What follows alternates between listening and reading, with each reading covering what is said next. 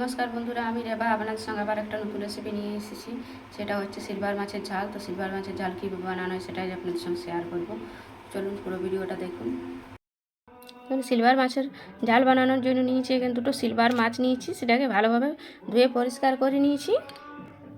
এবার এর মধ্যে অল্প লবণ আর অল্প হলুদ গুঁড়ো দিয়ে দিয়েছি। এবার এটাকে ভালোভাবে মাখিয়ে নেব।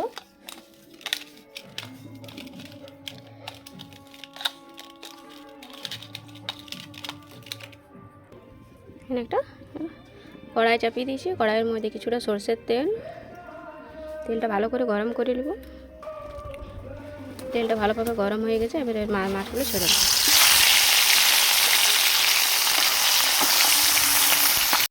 মশলা বানিয়েও তার জন্য নিয়েছি কিছুটা আদা, কিছুটা রসুন, অল্প জিরে, গোটা জিরে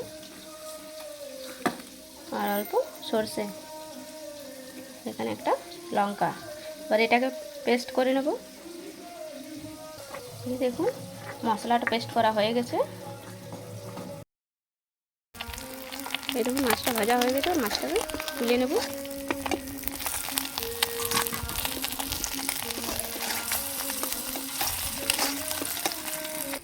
এবার ওই তেলের মধ্যেই কিছুটা পেঁয়াজ দিচ্ছি।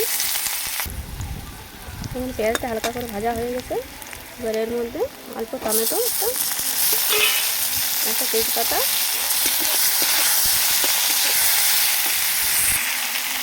এরপর এর মধ্যে লবণ স্বাদ মতো,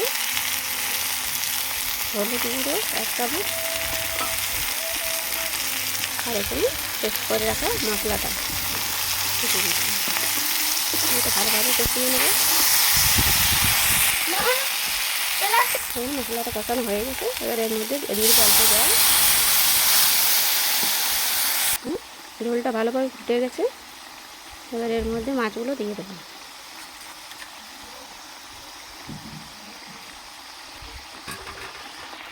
মাছটা দিয়ে এখানে 5 মিনিট ফুটিয়ে নেবো। আমি এটাকে 5 মিনিট ফুটিয়ে নিয়েছি। এবার এটাকে নামিয়ে নেব। এই দেখুন তৈরি হয়ে গেল সিলভার মাছের ঝাল। তো এইভাবে বাড়িতে বানিয়ে খাবেন, অবশ্যই ভালো লাগবে। ভালো লাগলে অবশ্যই পেজটিকে ফলো করে রাখবেন।